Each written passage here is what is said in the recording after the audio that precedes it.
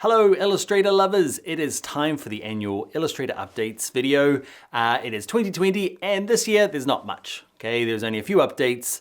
So what I've done is I've put it into like a little mini project to show you them because often, especially these updates are only small, they need to be seen in context. So check it out, we'll work through a teeny tiny project and I'll throw in some tips and tricks to make your time here the most valuable I can.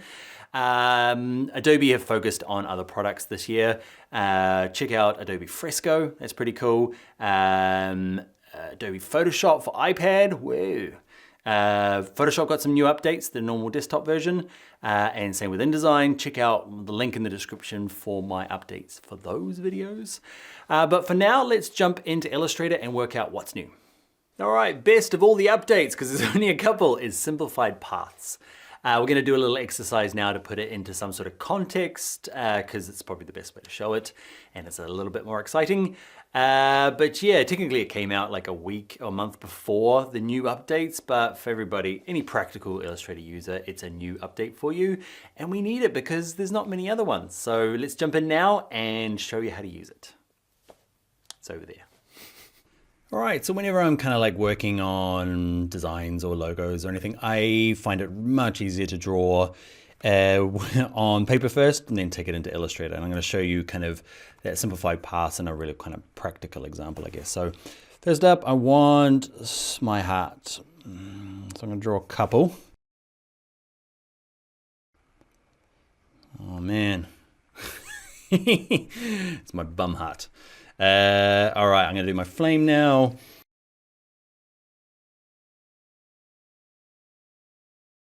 Pen destruction. Oh no, just wrecked my favorite pen. Oh, it's kind of come back to life.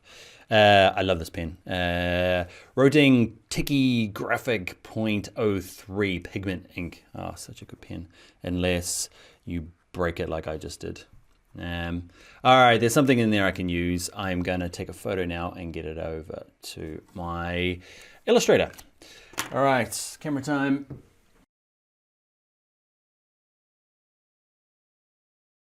All right, let's jump in. So that's how I start normally, with a pen. I don't normally start with a clean desk and these like, I tried to artistically lay these out here. Did it impress you? Did it look like I'm like a hardcore drawer? Okay, all the coffee rings are gone. This fake plant, it's an IKEA one. No, I set the scene, try to impress you. Let's jump into the computer now and yeah, let's get going. All right, so I've copied my files from my phone to my computer through a big pile of hard work. And one of the new features in Photoshop, if you haven't checked it out yet, is file, it's import from iPhone and iPad. That's kind of handy, just bring it into Photoshop straight away without having to do some sort of magic iPhoto craziness. Me, unfortunately, I have an Android phone, so I had to go through the craziness. But I've got them anyway, and I'm just gonna dump them both in here. The really big quality stuff, so let's rotate this one, holding shift so it snaps around. And basically, yeah, all I'm gonna do is select, we'll start with the heart. With it selected, I'm going to go over to my properties panel. If you can't see that, go to window, go to properties, and live trace is there. Okay, so I was gonna go black and white. It's kind of what I want. Blah, blah, blah, it's gonna take a long time, okay. It's fun. Okay, you can see if you can get the light really good, you can see it's blacked that one out. Okay, you can play around with live trace over here. If yours comes out bad, see it says it's gone preset. Click on this option and you can go through it and say less threshold, more threshold, and you can see you can play around with it. Best bet is just to get good solid lighting, which I didn't do. I got a big cast shadow on mine. But I only want that one in the middle, so I'm okay. I'm going to close it down, and the next step is clicking expand. So we're not into the new features yet. Okay, it's worth it though. So I've expanded it. Next, I want to ungroup it. And then I'm going to click off in the background and then click onto this, delete. And you can kind of see I can delete everything. Actually, what I might do is just grab these two, move them over, okay, out over here, and just delete everything else. Don't need any of you. Don't need any of you. I need that text for a surprise later on. You'll see it. Okay, so I've got this, but I'm going to keep the white in the middle because I'm going to color it. So I'm going to leave that there. Do the same for this one. Let's go live trace. It's the one in the middle, so I'm probably going to be okay. Yes, it's going to take a long time. It's not that long. And expand, ungroup, click on this first bit. I can see I can click off, click on the first bit, hold shift, grab the bit around the outside. So middle bit, hold shift, bit around the outside, and just kind of move them over here. And then I'm just gonna select all of this and go, don't need you, buddy. Adobe Capture is another tool you could use. It's an app. I didn't want to make this tutorial so long, so I didn't use that. One thing I want to do as well is sometimes when you're doing live traces, nope, sorry about that, weird zoom. So when you're doing live traces is that is white bits, and you want to kind of like to see what is white and what is see-through. A really easy one is to go to view and show the transparency grid. I find that's useful when you're working with kind of things like this, because like it's obvious now what's white and what's not. All right, so now we get to the simplified paths part. So I'm going to select, we'll start with the flame. Okay, and if I go to my white arrow tool, you can see it's got loads of anchor points, okay? Just the live trace process has given me loads of them. And you end up like, I'm showing you this, just give you a good, for instance, but there's loads of times, stock images, stuff from the internet, you end up with just way too many paths and you wanna fix it and you can't, because there's just too many little dots and anchor points to mess around with, right? So what we're gonna do is select it all using the white arrow, and then go to Object, go to Path, and we'll use this one that says Simplify. And this is the new upgrade. You'll see it's just a really simple version of it now, and the magic bit is this automatic one, Auto Simplify. Super useful. Okay, so instantly it looks cool. Okay, it's kind of in the way. There you go. Oh, you can move it. I thought you couldn't. Okay, and you can just drag it to say, I want it to even smoother, and it's kind of taking liberties, and it's like one anchor point trying to control this whole line, and it's maybe not enough. Okay, and you can go the other way and say, I want actually just a bit more anchor points, or click on auto. I don't know. I haven't been using it long, but auto simplify just seems to work. You can get into more detail, click on more options. Okay, and this little panel opens up. And just the quick version, that's basically the exact same slider we just saw. This threshold is quite useful. Okay, you can see these endpoints here, the end at the top there. You might be able to get these back by going, stop trying to curve them out, actually keep them sharp. Okay, so you can kind of play around with how curved it makes it versus basically the threshold of like how close two anchor points together to whether it kind of gets rid of it or not. Okay, so auto simplify again just to see where it does. It's perfect. Convert to straight lines. That can be cool if you turn it down a little bit. Like you can kind of do this thing. It's not what we want, right? Auto simplify.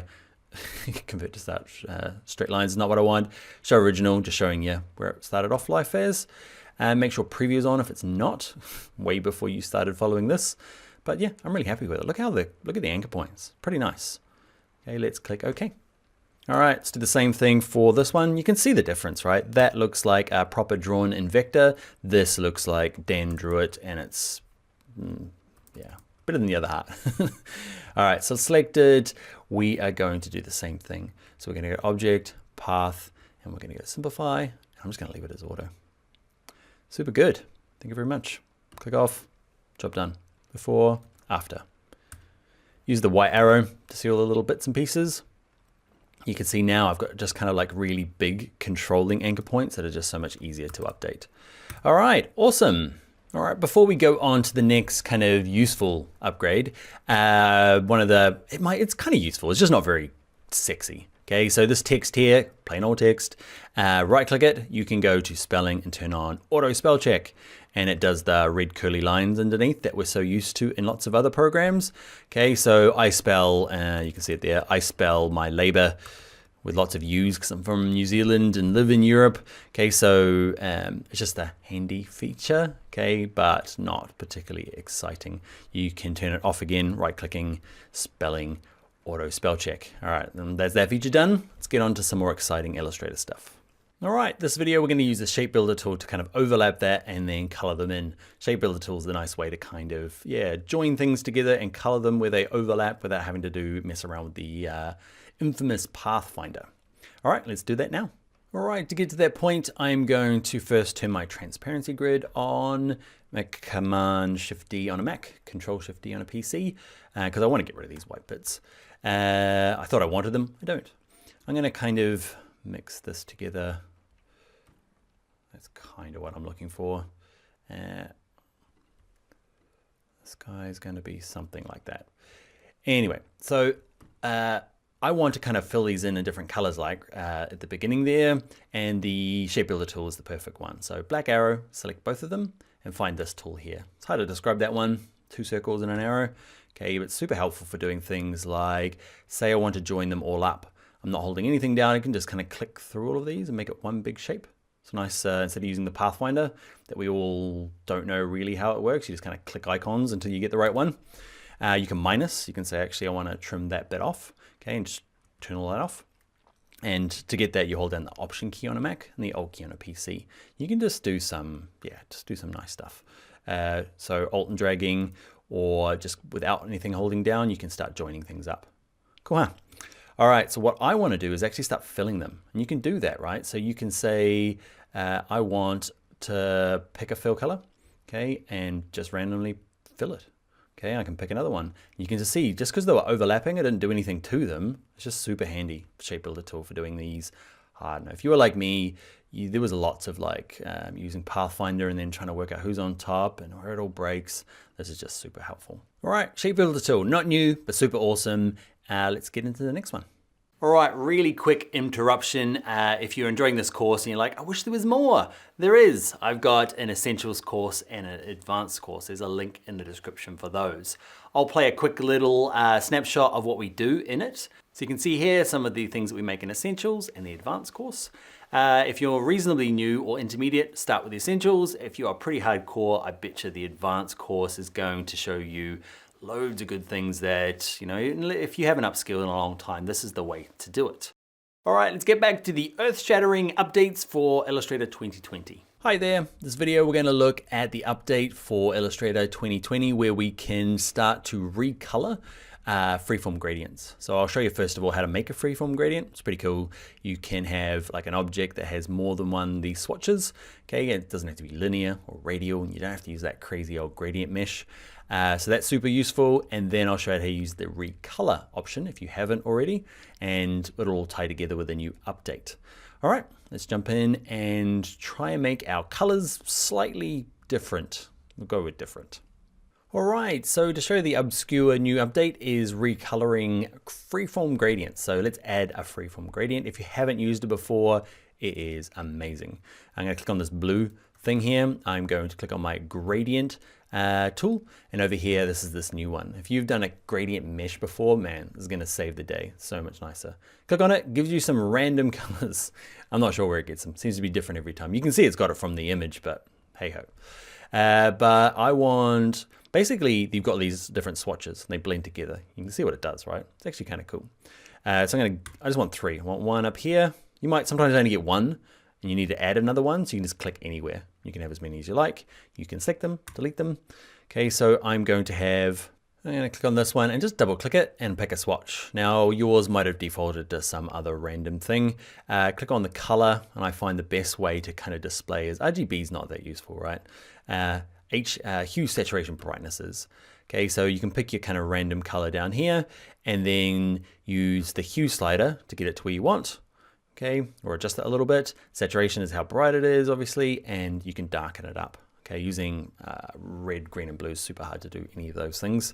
So I want it to be lighter, and I want it to be more on the greeny blue. Okay, just click on this one as well. And I'm going to pick kind of a greenish and show you a little bit more. This one's going to be a little bit darker. And you'll notice that if I click on it, you've got this kind of circle around it. That's the extent.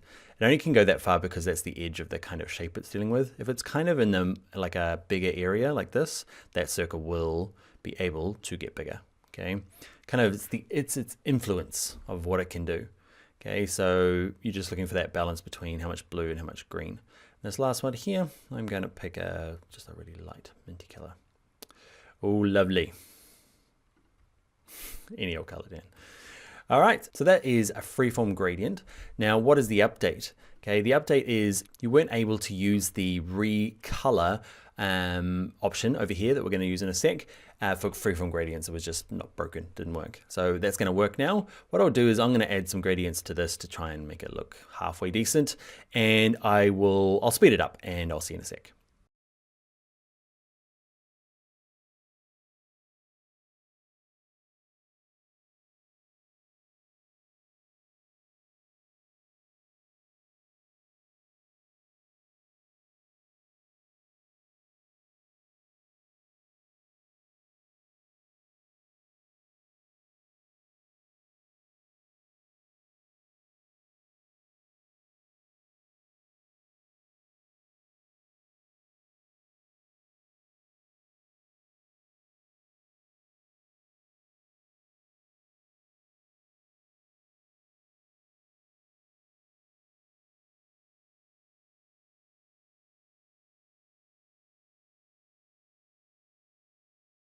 All right, you're back, and I'm going to try and pretend like, oh, I don't really care, I'm just picking any old color. You saw from the speed thing there that I spent ages trying to pick it, make it look good.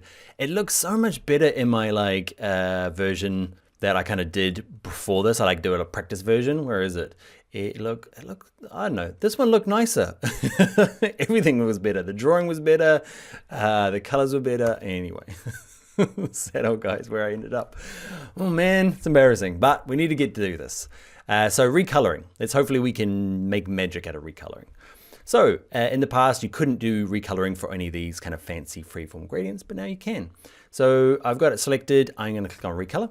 Actually, I'm going to do some duplicates. So what I'll do is let's put in, let's make them a little bit bigger in proportion to the artboard. Let's grab the artboard tool, which is this kind of one just above the zoom tool.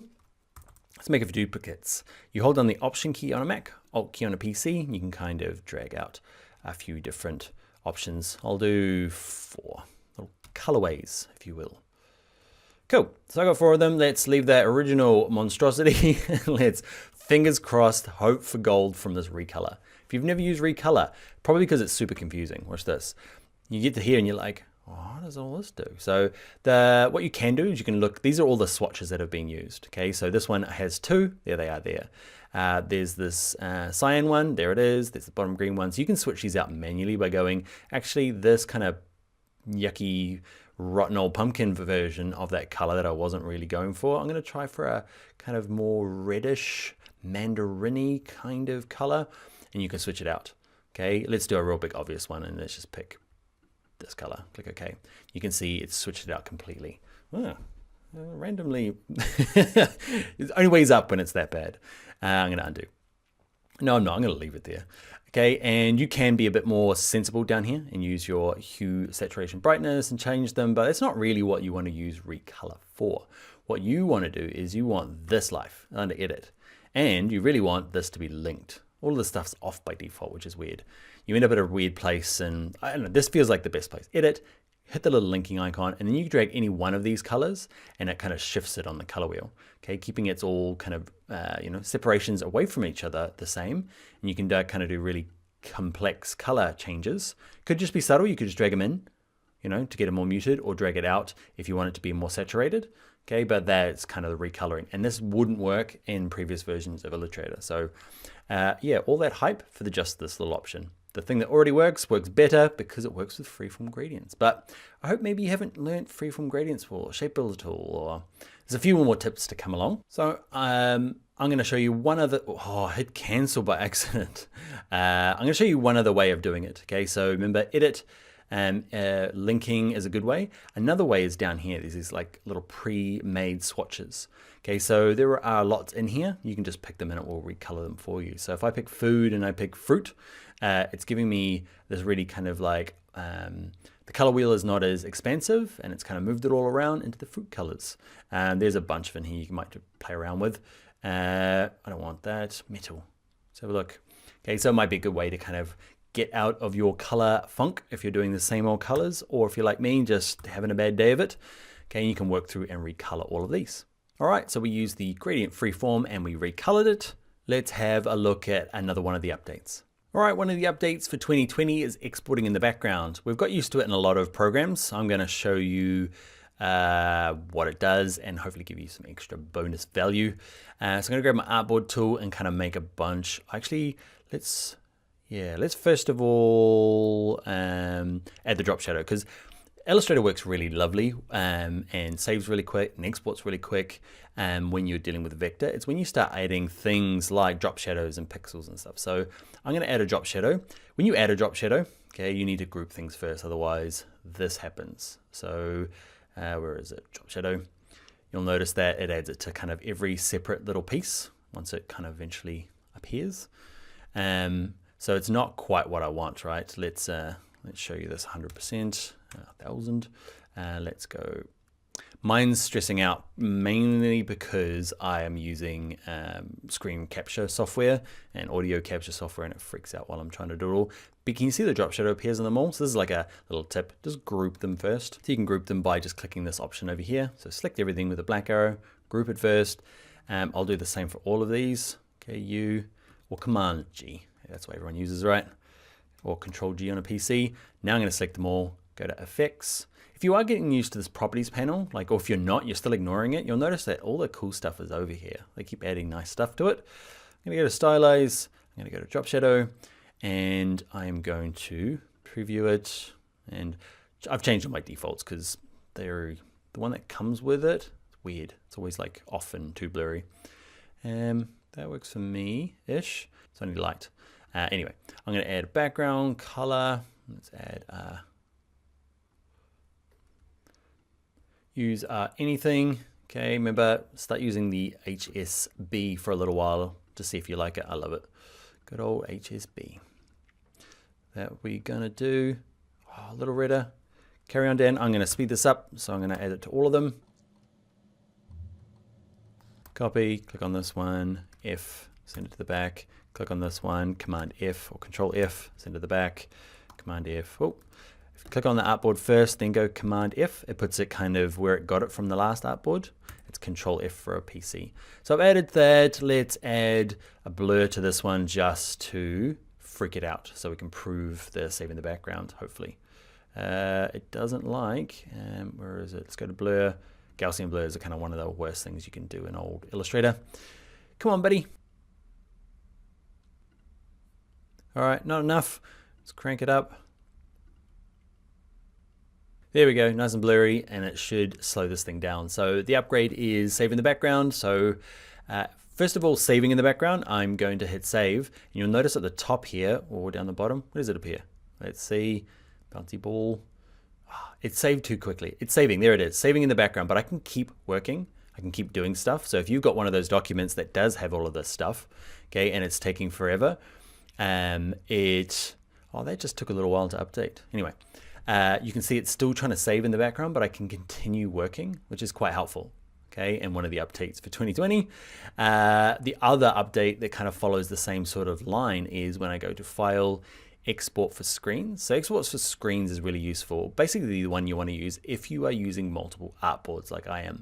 Screens, I don't know, it's a confusing one. They mean like, oh, mobile or desktop or tablet, different screens.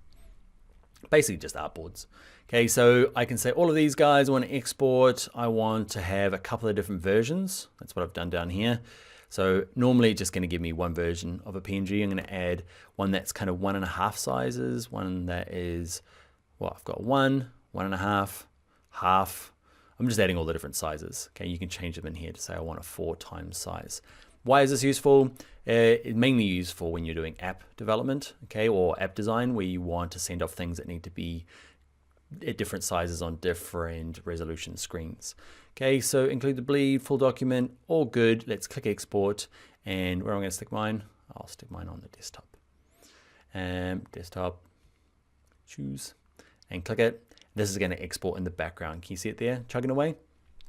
Okay, it'll go faster if you don't have a machine trying to record your screen and you don't have some of these kind of things. These have sped it up a little bit as well.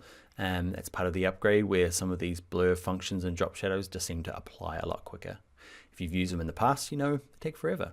So exporting, chugging away. Let's check the desktop. You can probably see it chugging away. If I get there quick enough, can't. It's finished. Okay, so here it's put on my desktop. There's my original. Oh, actually, there's something else. There's my 4 times size. Okay, nice big ones for my. So that's 4 times the original size, and these are the kind of half size ones, all ready to go, all appended with the right thing. So that's pretty nice. And by pretty nice, it is just kind of, I don't know, you wouldn't probably notice that one. And I'm trying to make a molehill out of a mountain, mountain out of a molehill. One thing I do want to change though, and let me jump back for a second. All right, you're back. What I wanted to show you was, I don't know, I got to the end of this one. I'm like, man, that stroke is way thicker than this one, just because I scaled them down differently. So I want to inset this one. I want to show you how to do that. It's kind of like a bonus tip before we do our goodbyes. So this one here, you can see is thin. This one is thick. A good way to do it is I'm going to duplicate it. You have to do it before you did all of the shape building earlier on. Okay, so with this one selected, let's go to Object. Let's go to Path. Let's go to this one called Offset Path. Okay, and I'm gonna, it'll depend on your drawing. I wanna I practiced mine offsets. -10 is pretty cool. You can kind of see it there in the kind of double line there. It's kind of roughly the same as that. And click OK. And now you kind of have two parts to it. There's this, like, the original's still there, so I'm going to delete him. And you've got this new one that's probably too thin now. So before you do that, maybe -5 would work. But that's how you kind of get it smaller before you start working. Try and get these the same. Or Dan, just draw them the right scale in your book, then you're fine. And when you're drawing, draw them better. Because the first time I did this, that little practice to make sure it goes smooth for the tutorial, come on, that looked heaps nicer than the one we ended up with. I don't know. I want some credit for like not being really bad. It's not great, but it's way better than the thing we ended up with in this tutorial. But it's okay. It's okay, Dan, let it go. All right, let's jump out for our real goodbyes. I'll see you in a sec. All right, that's the end of the video. If you enjoyed it, hit the like button. If you want to see more from me, hit the subscribe button. I've got updates for Photoshop 2020 and InDesign 2020 as well. I've got some nice updates for those ones. There'll be a link on the screen to one of them, or both of them. Check the description as well, there'll be links. Also, if you want to join me for my Illustrator Essentials course or my Advanced course, there'll be links in the description or somewhere. All right, goodbye. Next year, gonna be loads of good upgrades. I'll see you then.